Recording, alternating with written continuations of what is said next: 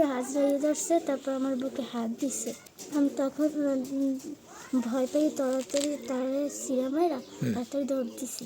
বলছে যে আমার রাখে দেন, পাও ধরছে আমার রাখে দেন, এই যেমন আমার রাখে দেন। এই কেরা সে আমাকে ইতে বসা, আমরা যেখানে স্কুল দিয়ে উঠি না সেই ওই জায়গায় বসা পাও ধরছে।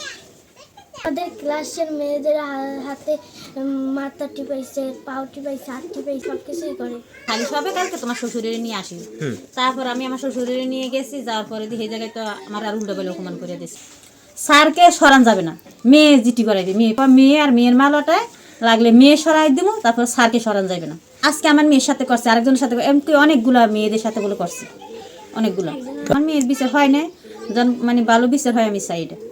সাংবাদিকদের কাছে ওই শিক্ষার্থীর মা এবং শিক্ষার্থী শ্লীলতাহানির অভিযোগ দিয়েছে। আপনি প্রধান শিক্ষক হিসেবে আপনার সর্বশেষ বক্তব্য।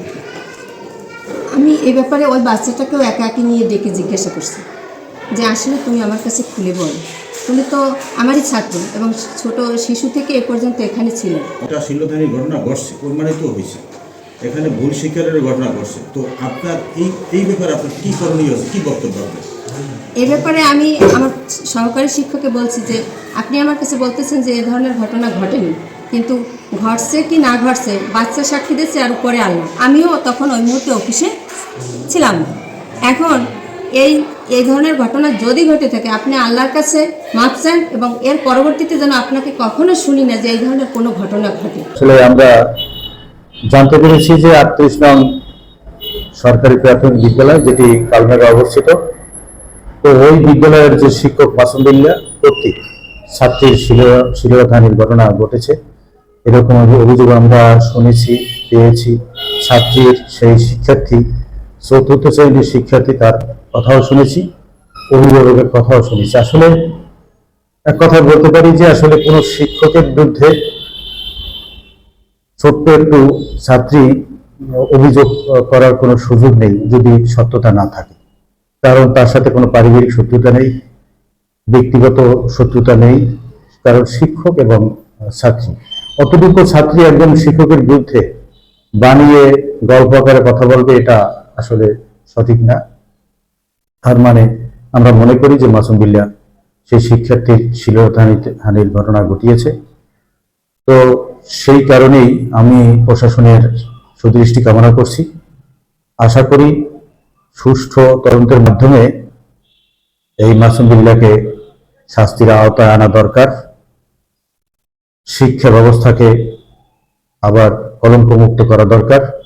কালমেঘায় ওই স্কুলের সকল শিক্ষার্থীরা, অভিভাবকরা আতঙ্কে রয়েছে শিক্ষক কর্তৃক। এই মাসুম বিল্লাহ যে প্রতিষ্ঠানেই যাক না কেন, সে এভাবে একের পর এক ঘটাতে থাকার সম্ভাবনা রয়েছে। প্রশাসনের সুদৃষ্টি কামনা করছে ব্যবস্থা নেওয়ার জন্য। আমি এই পাথরঘাটা মডেল প্রেস ক্লাবের সভাপতি হিসেবে অনুরোধ জানাই সংশ্লিষ্ট দপ্তরগুলোকে পাথরঘাটা সরকারি প্রাথমিক বিদ্যালয়ের যে শিক্ষক মাসুম বিল্লাহ, তাকে শাস্তির আওতায় আনার জন্য।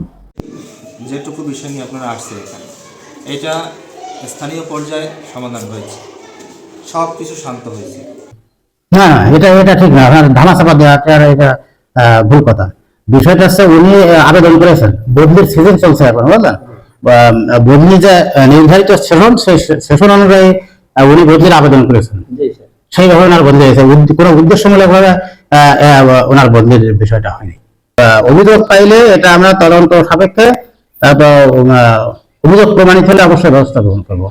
প্রথমত আমরা ইনকোয়ারি করবো, অভিযোগ পেলে ইনকোয়ারি করবো। অভিযোগটি জানতে পেরেছি, সেই অভিযোগটি আশা করি যে তাদের যে নিয়ন্ত্রণকারী কর্তৃপক্ষ আছে তারা যথাযথ ব্যবস্থা গ্রহণ করবে। আর আমি যেহেতু জানলাম, আশা করি যে খুব তাড়াতাড়ি হয়তো সেই নিয়ন্ত্রণকারী প্রতিষ্ঠানের সাথে কথা বলে প্রয়োজনীয় ব্যবস্থা গ্রহণের জন্য সাধারণ চেষ্টা করবো।